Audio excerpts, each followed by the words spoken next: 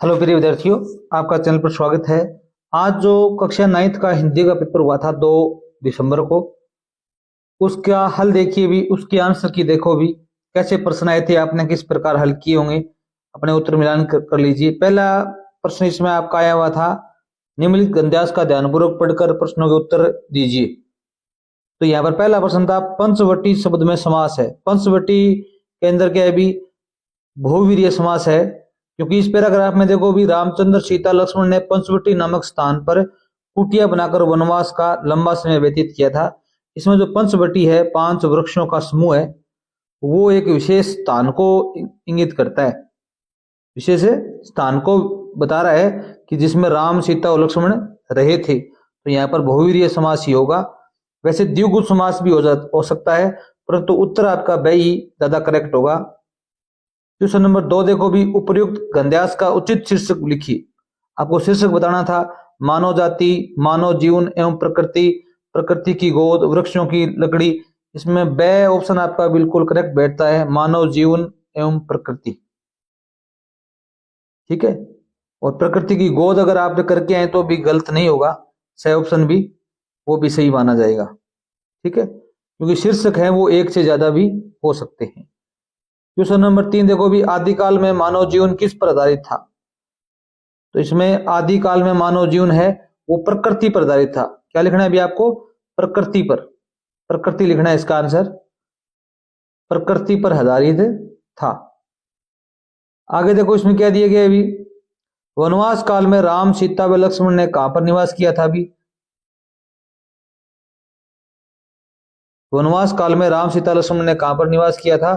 तो यहां पर ये होगा कि ये लाइन लिखनी थी, कुटिया बनाकर वनवास का लंबा समय व्यतीत किया था।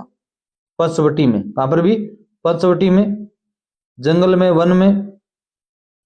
और इमारती लकड़ी का क्या उपयोग है, 5 नंबर प्रश्न था, ये इजी था।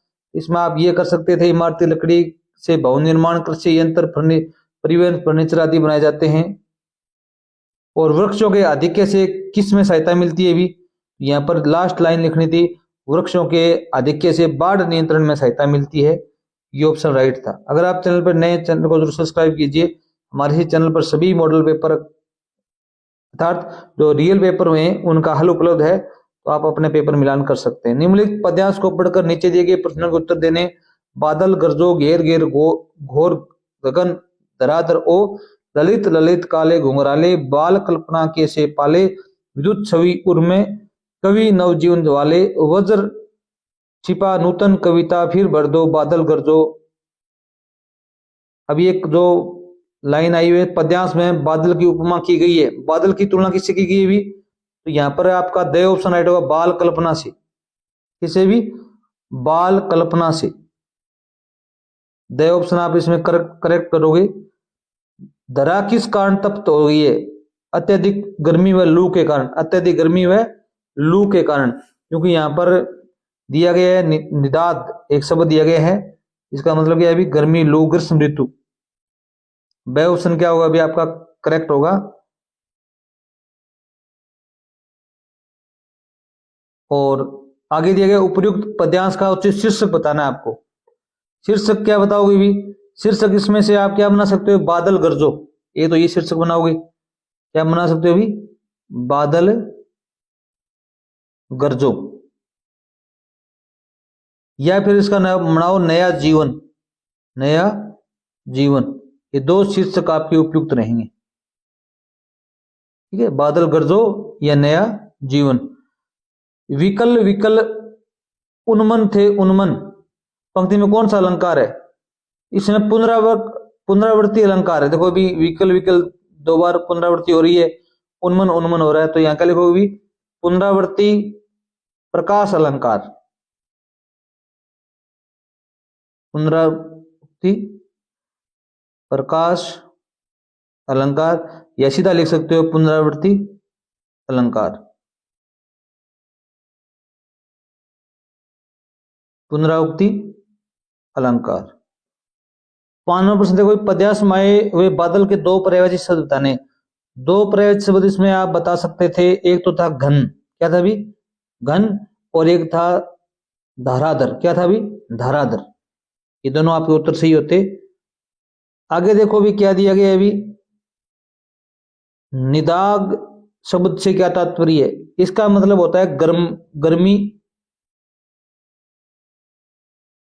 या ग्रीष्म ऋतु। ग्रीष्म ऋतु के लिए यह प्रयोग किया गया है निदाग। ठीक है। वह देखो भी इसका पार्ट आया था, धरती का प्रवचन नहीं है, वसुधा है, धरा है, भूमि है, भारती नहीं है। ठीक है। आग्रह शब्द का विलोम से दुराग्रह होता है, वह ऑप्शन आपका गया वो बिल्कुल इसमें राइट होगा, दुराग्रह। राम फल खाता है, वाक्य में उद्देश्य, उद्देश्य क्या है भी? राम है। क्या है भी? राम है, फल खाता है, ये विधेय है। उद्देश्य वो होता है जिसके बारे में कुछ कहा जाए। अब फल खाने के बारे में किसके बारे में कहा गया है? राम के बारे में कहा गया है, तो राम आपका उत्तर यहां पर सही होगा। और यहां के देखो, रिक्त स्थानों की पूर्ति कीजिए। राम, मीरा राम सगे भाई बहन है, राम और, मीरा और राम सगे भाई बहन है, और का प्रयोग होगा। सार्वनामिक विशेषण, विशेषण भी कहलाते हैं। सार्वनामिक विशेषण होते हैं, उन्हें किस नाम से बुलाते हैं भी? उन्हें निर्देशक विशेषण भी कहते हैं। क्या कहते हैं भी? निर्देशक विशेषण भी उन्हें कहते, दूसरा नाम है इनका। ये क्या नाम भी? निर्देशक विशेषण। लोचन चक्षु शब्द के प्रवचन, ये आंख के प्रवचन शब्द, ये जी प्रश्न था, ये तो आपने कर ही दिया होगा। आगे देखो भी, 7वां प्रश्न है, रचना की दृष्टि से वाक्य के कितने भेद होते हैं? रचना की दृष्टि से कितने भेद होते हैं भी? 3 भेद होते हैं। सरल वाक्य, संयुक्त वाक्य, मिश्रित वाक्य। कितने होते हैं भी? 3 भेद होते हैं, संयुक्त, सरल और मिश्रित। विशेषण की परिभाषा बतानी थी जी था, वह शब्द जो संज्ञा की विशेषता बताता हुआ क्या कहलाता है भी? विशेषण कहलाता है। क्वेश्चन नंबर 9 देखो भी, आसमान पर चढ़ना मुहावरे का अर्थ वाक्य में प्रयोग बताना था। आसमान पर चढ़ना, बहुत अधिक घमंड करना, बहुत अधिक घमंड करना, वाक्य में प्रयोग कर सकते हो। मुकेश का चयन है वो कलरक में हो गया है, वह बहुत आसमान पर चढ़ा हुआ घूम रहा है। इस प्रकार लिख सकते हो कि कोई व्यक्ति इतराता है, घमंड करता है, बहुत अधिक घमंड करना इसका अर्थ होता है। क्वेश्चन नंबर 10 देखो, मृत्यु का तरल दूत किसे कहा गया है अभी? मृत्यु का तरल दूत है वो बाढ़ के पानी को कहा गया है। बाढ़ के पानी को मृत्यु का दूत कहा गया है। क्वेश्चन नंबर 11 देखो भी, मेरे संग की औरतें शीर्षक कहानी में लेखिका ने सर्वप्रथम किसकी कहानी प्रस्तुत की? अपनी नानी की कहानी। इसका उत्तर क्या होगा अभी? अपनी नानी की कहानी। अगर आप चैनल पर नए हैं, चैनल को जरूर सब्सक्राइब कीजिए। हम आपको कक्षा 9th की इंग्लिश ग्रामर से संबंधित और भी वीडियो प्रस्तुत करने वाले हैं। क्वेश्चन नंबर 12 देखो भी, इस जल प्रलय में शीर्षक पाठ के लेखक कौन है? इस जल प्रलय में, ये तो आपको पता होगा, फणीश्वर नाथ रेणु। लेखिका कौन थी इसकी भी? फणीश्वर नाथ रेणु। लेखक पूछा गया फणीश्वर नाथ रेणु, बता देना इसका आप आंसर है। क्वेश्चन नंबर 13 देखो भी, छोटी बच्ची को बैलों के प्रति प्रेम क्यों उमड़ आया था? इसका उत्तर लिखना था, छोटी बच्ची है, उसका बैलों के प्रति प्रेम उमड़ आया था क्योंकि वह बैलों की दयनीय स्थिति को अपनी स्थिति से तुलना कर रही थी। बैलों की जो दयनीय स्थिति है उसकी अपनी स्थिति जैसा महसूस करती है, क्योंकि उनकी माँ भी मर चुकी है और उसकी माँ भी मर चुकी है। उसकी सौतेली माँ है, उनको बार बार उसको पीटती है, काम ही काम करवाती है। उसी प्रकार जैसे बैल है वो सारा दिन काम ही काम करते हैं, तो दोनों की स्थिति एक जैसी है, इसलिए उसका उनके प्रति प्यार उमड़ आया है। क्वेश्चन नंबर 14 देखो भी, प्रस्तुत यात्रा वृतांत ल्हासा की ओर के आधार पर बताइए कि उसमें तिब्बती समाज कैसा था? तिब्बती समाज कैसा था भी? तिब्बती समाज में कोई जाति पाति छुआछूत नहीं थी, एक तो बात ये लिखोगे। उस समय तिब्बती समाज में कोई जाति पाति छुआछूत नहीं थी, औरतों में पर्दा प्रथा भी नहीं थी, ये बातें आप लिख सकते हो इसमें। क्वेश्चन नंबर 15 देखो भी, उपभोक्ता संस्कृति में सबसे बड़ा खतरा क्या है?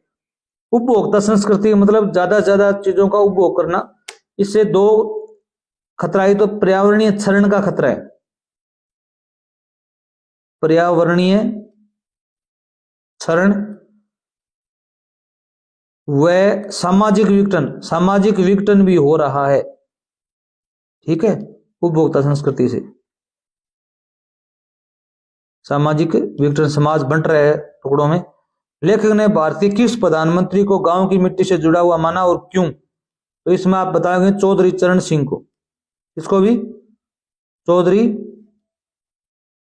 चरण सिंह को क्यों भी? क्योंकि उन्होंने पूरे जीवन काल में किसानों और ग्रामीण क्षेत्रों के हितों के लिए संघर्ष किया और उनकी समस्याओं को समझा और उनको समस्याओं को दूर करने का प्रयास भी किया। ये बात इसमें आपको लिखनी थी। क्वेश्चन नंबर 17 देखो भी, हीरा मोती के स्वभाव में क्या अंतर था और कहानी के आधार पर बताना है। इसमें आप बता सकते हो, हीरा है ना, हीरे के बारे में क्या गुण थे भी? हीरा अधिक सहनशील था, हीरा अधिक सहनशील, धैर्यवान और समझदार था। क्या था भी? समझदार था, वह सोच समझ कर निर्णय लेता था। मोती कैसा था भी? मोती अधिक आक्रामक था। क्या था भी? अधिक आक्रामक था और भावुक था। क्या था भी? भावुक, सोच विचार के निर्णय नहीं लेता था, वो अचानक निर्णय करता था, भावुक था वो। दूसरों की पीड़ा समझकर या पीड़ाओं को देखकर वह भावुक हो जाता था। मानसरोवर किस प्रकार के जल से युक्त है भी? मानसरोवर मीठे पानी के जल से युक्त है, मीठे पानी से युक्त है। आप बता सकते हो, बर्फ व ग्लेशियर जो पिघलते हैं उनका पानी है वो मानसरोवर में इकट्ठा होता है।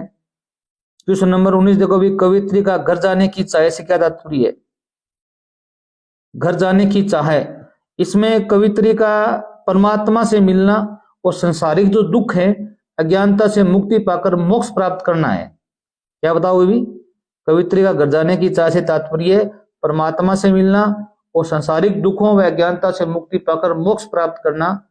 यहाँ पर जो भौतिक स्थान नहीं है बल्कि आत्मा का असली निवास स्थान माना गया है, वह परमात्मा में लीन होना चाहती है। क्वेश्चन नंबर 20 देखो भी, रसखान का ब्रज के वन और बाग और तालाब को निहारने के पीछे क्या कारण है? जो कवि रसखान है वो ब्रज के जो वन है, बाग है, उनको क्यों निहारते हैं भी? इसमें एक ही कारण लिखोगे, वे सभी श्री कृष्ण से जुड़ी स्मृतियां और उनकी लीला स्थली हैं, इसलिए।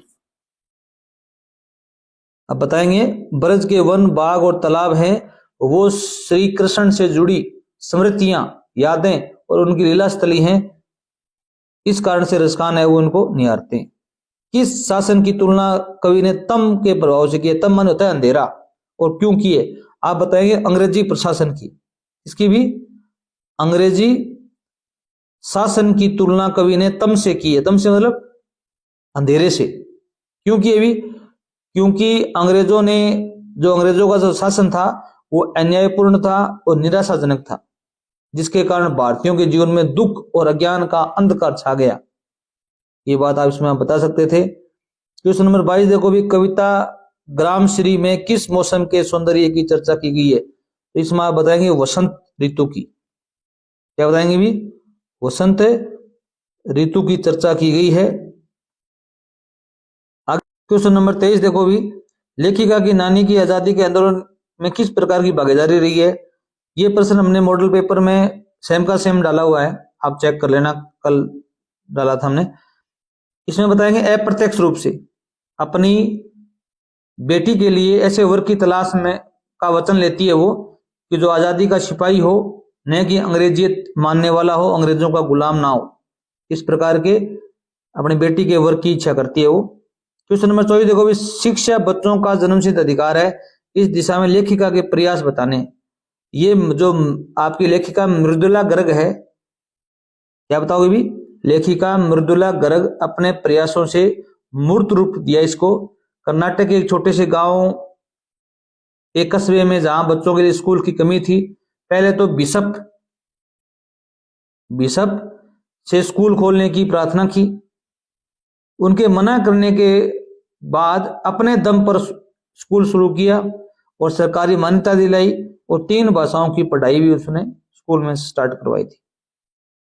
सांवले सपनों की याद पाठ से क्या प्रेरणा मिलती है, ये प्रश्न भी हमने कल डाला हुआ था मॉडल पेपर में। इसमें बताओगे हमें अपने सपनों को पूरा करने के लिए लगातार प्रयास करना चाहिए। हमें अपने सपनों को पूरा करने के लिए लगातार प्रयास करना चाहिए और हमें पक्षियों प्रकृति के प्रति भी संवेदनशील होना चाहिए। ये बातें बताई गई हैं। ठीक है। उपभोक्तावादी संस्कृति हमारे रीति रिवाज एवं त्योहारों को किस प्रकार प्रभावित करती है। आप बताएंगे उपभोक्तावादी जो संस्कृति है हमारे रीति रिवाज और त्योहारों को एक प्रकार से नष्ट कर रही है और दिनों दिन लोग हैं वो सामाजिक रूप से बिछड़ रहे हैं, टूट रहे हैं। आने वाले समय में इसके भयंकर परिणाम देखने को मिलेंगे। ये बातें आप इसमें लिख सकते थे। भाव स्पष्ट कीजिए। 26 नंबर प्रश्न देखो भी, पहला कह दिया गया कोटिक एकल धोत के धाम करिल के कुंजन ऊपर वारो। ये रसखान जो कवि हैं वो ब्रज भूमि के प्राकृतिक सौंदर्य में जो आत्मिक सुख और शांति मिलती है उसके बारे में बता रहे हैं। कवि रसखान है जो ब्रज भूमि के प्राकृतिक सौंदर्य में जो आत्मिक सुख और शांति मिलती है वैसी सुख सुविधा उन्हें संसारिक महलों में नहीं मिल सकती। ये बात यहां बताना चाहते हैं। 2 नंबर देखो भी, खा खाकर कुछ पाएगा नहीं, ना खाकर बनेगा अहंकारी। कवि इसमें यह बताना चाहता है अत्यधिक भोग विलास भी में डूबना नहीं चाहिए और यह भी ना हो कि अत्यधिक त्याग भी नहीं करना चाहिए। दोनों अवस्थाएं संतुलित होनी चाहिए। आदमी को संसार में क्या है, ज्यादा खाना भी नहीं चाहिए, ज्यादा भूखा भी नहीं रहना चाहिए। व्यक्ति को न तो अत्यधिक भोग विलास में डूबना चाहिए और न ही अत्यधिक त्याग करना चाहिए। दोनों अवस्थाओं में संतुलन बना रहना चाहिए। आगे देखो 27 नंबर प्रश्न में आपके विद्यालय का वार्षिक उत्सव आयोजन किए, एक प्रतिवेदन तैयार करना था और आपके विद्यालय में गांधी जयंती उत्सव आयोजित हुआ, समाचार पत्र में प्रतिवेदन देना था। मोबाइल फोन बच्चों के लिए पढ़ाई प्रभावित हो रही है मोबाइल फोन से। इस बारे में 2 अभिभावकों से आपको बातचीत को संवाद रूप में लिखना है और स्वयं को महात्मा गांधी उच्च माध्यमिक विद्यालय चूरू का छात्र मानकर प्रधानाचार्य को एक प्रार्थना पत्र लिखना था। इसमें विद्यालय में बढ़ते जल प्रदूषण की तरफ ध्यान आकर्षित किया गया हो। और यहाँ पर आपके जो लेख आए थे, विद्यार्थी जीवन के नैतिक शिक्षा की उपयोगिता, राजस्थान में गहराता जल संकट, कंप्यूटर का महत्व। अगर वीडियो अच्छा लगा हो चैनल सब्सक्राइब करना। धन्यवाद।